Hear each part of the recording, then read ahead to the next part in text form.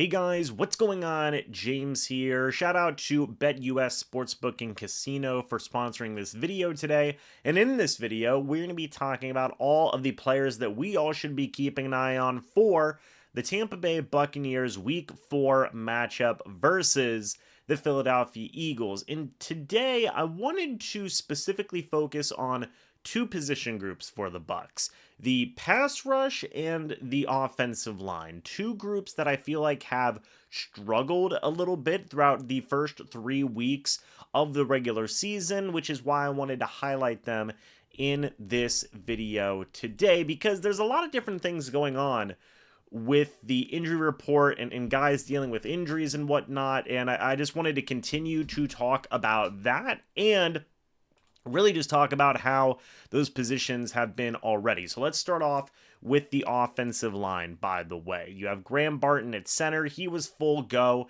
in terms of Thursday's practice. Seems like he is going to be good to go. Really had a bad week 3 whenever the Bucs did lose to the Denver Broncos. Quite frankly, everybody along that offensive line had a bad week 3, but so far Graham Barton has been pretty up and down so far up to this point of his rookie season. He still has a long season ahead of him, so to speak, and that can both be good and bad as well, but so far Graham Barton has been fine overall. Luke Gedeke, as I talked about in the injury report video, was going to be making his return this upcoming week. That is still the case. He was full go in Thursday's practice, and the Bucs have been missing him. Justin Skule was the backup right tackle. He had gotten the start against the Detroit Lions. That didn't go well. He gave up 4.5 sacks to Aiden Hutchinson, or I guess I should say 3.5.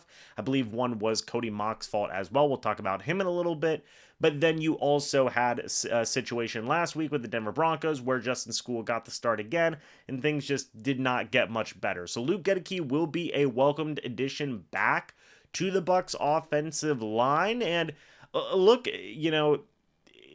people may not think of like Gedeke as like a guy that you would miss a ton, but that's been the case so far. It's been, a good surprised to see Gedeke move from left guard in his rookie season over to right tackle, and he's been very successful in terms of making that transition back over to right tackle. It's what he played in college, and he is once again finding success here at the NFL level in terms of playing right tackle. Again, he will be a welcomed addition back to the Bucs squad. But real quick, guys, I do want to say again, thank you so much to BetUS Sportsbook and Casino for being the sponsor of this channel. If you guys do sign up using the promo code YouTube150, you will get a 150% sign-up bonus on your first deposit, then a 125% bonus on your next 2 deposits after that. All 3 deposits up to $2,000, guys. So again, thank you to BetUS Sportsbook and Casino for sponsoring this video. Let's go ahead and dive right back into the offensive line. So we talked about Graham Barton.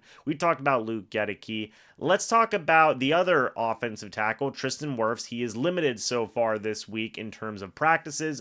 In my opinion, I think last week against the Denver Broncos possibly could have been the worst game of Tristan Wirfs' career. It was really bad. I mean, Wirfs was just getting beat left, right, and center. Everybody on the offensive line was getting beat, by the way.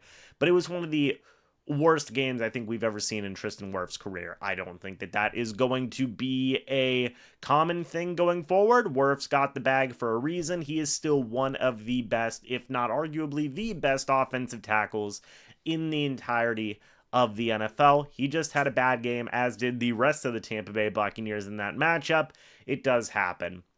Finally, the 2 guard positions, Ben Bredeson and Cody Mock, are the last 2 guys I want to discuss here. In the case of Ben Bredeson, we haven't heard much about him. I don't believe he played well in that Denver Broncos game, but overall, I think he's been okay for the past couple of weeks. But Cody Mock has been pretty tough this year. He had a, not great game against the Detroit Lions, and then he had a really bad game against the Denver Broncos. I mean, it was bad, man. It was really bad. So far this year, he actually does have a grade of a 68.2 from Pro Football Focus so far up to this point, but man, he did not have a great game against the Denver Broncos, nor did most of the Bucs offensive line at this point, by the way.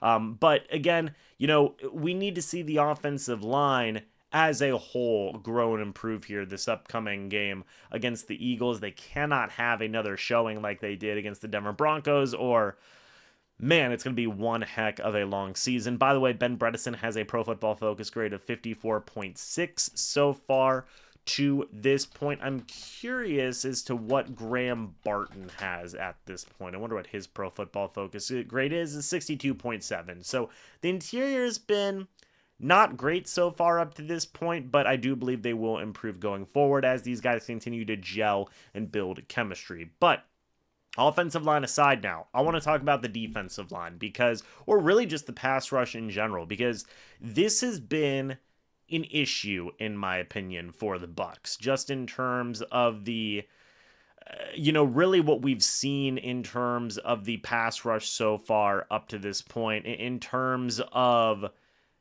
defense and whatnot. I just feel like they have not really been able to get after the quarterback at all. I mean, they actually rank last in sacks as a team right now. The Tampa Bay Buccaneers do. They are last in sacks. They are fourth in blitzing so far this year. The only teams above them are the Kansas City Chiefs. They're actually tied for second. They are tied with the Denver Broncos and the Kansas City Chiefs for the second most sacks for a team, or for blitzes so far this year, and they are last in sacks. So the pass rush has been pretty bad, man, pretty bad. Now, in terms of pressures, they're actually 8th in terms of quarterback pressures so far this year. In terms of quarterback knockdowns, they're actually 4th. And then in terms of quarterback hurries, they are actually 6th. So those numbers look good, but it's been a problem that we've seen in individual pass rushers for the Bucs in the past. Guys like Joe Tryon-Shoyinka, guys like some of the other guys in the past, where it's like they haven't been able to finish plays and sack the quarterback. That has very much far and away been the case so far this year as well. They have not been able to sack the quarterback. Also, by the way, the Bucs are tied for 3rd in missed tackles so far this year. They have missed 29 total tackles this year. Not great. So that isn't a pure indication of the pass rush, by the way. But point being is that, look, the hurry numbers are up there. That's good. The pressure numbers are up there. That's good. You need to really finish the plays and sack the quarterback more. You have to. A good example is the Minnesota Vikings. The Minnesota Vikings are number 1 in terms of blitzing so far this year, and they are getting home on those blitzes. They're number 1 in quarterback hurries. They're tied for number 3 with the Bucs in terms of quarterback knockdowns. The biggest difference here is that the Vikings are 1st in the league in sacks this season with 16. They are also 1st in quarterback pressures with 49. So their blitzing is working. The Bucs, they are getting some pressure. They're getting some quarterback hurries, but they aren't finishing the plays. That has got to improve. Hopefully it'll start here versus the Philadelphia Eagles. And real quick, by the way, out of those 29 missed tackles, let's just see how many of those are from the defensive line pass rushers, so to speak. If we can dive into that a little bit more while I'm here. So you've got 4 from KJ Britt. You've got 3 from CJ Brewer, a defensive lineman. You have got 4 from Christian Izien. He's a safety. How many times has he been brought on the blitz? He's been brought on the blitz 4 times. So Levante David has 3 missed tackles. He has been having a bit of a rough go at this year. Anthony Nelson has 2. Joe Tryon-Shoyinka has 1. Greg Gaines has 1. Yaya Diaby has 1. Logan Hall has 1 in that mix as well. So in terms of like the front 7, right, you are looking at 16 out of the 29 missed tackles are coming out of that front 7.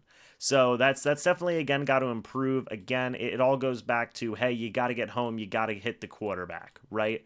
So far, the best pass rusher for the Bucs in terms of pressures and hurries and whatnot, even in terms of quarterback knockdowns, it's still been Yaya Diaby. He leads the team in hurries. He leads the team in pressures. He is 2nd on the team in quarterback knockdowns behind Anthony Nelson, but again, 0 sacks. Like Joe Tryon-Shoyinka has 1, Servassier Dennis has 1. That has to improve. It does. You have to get home. You got to hit the quarterback. The pass rush as a whole should be analyzed very deeply in this game because, again, like, I get it in terms of pass rush and whatnot. Sack numbers are not everything, but you see teams that are being more successful on blitzes. Again, Minnesota is a very great example of that.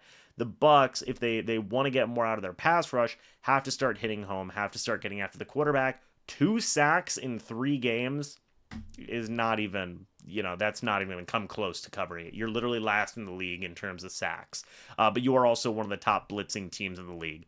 That's just not good enough. But guys, let me know your thoughts and opinions about all this down in the comments section below. What do you think about all the players that I talked about? What are some guys that you are going to be keeping an eye on in this upcoming game? Let me know your thoughts and opinions down in the comments section below. I'd love to see it. Thank you guys so much for watching this video. Hope y'all enjoyed. As always, I'll see you all in the next video or the next live stream. But until then, and as always, guys, goodbye for now, and go Bucs.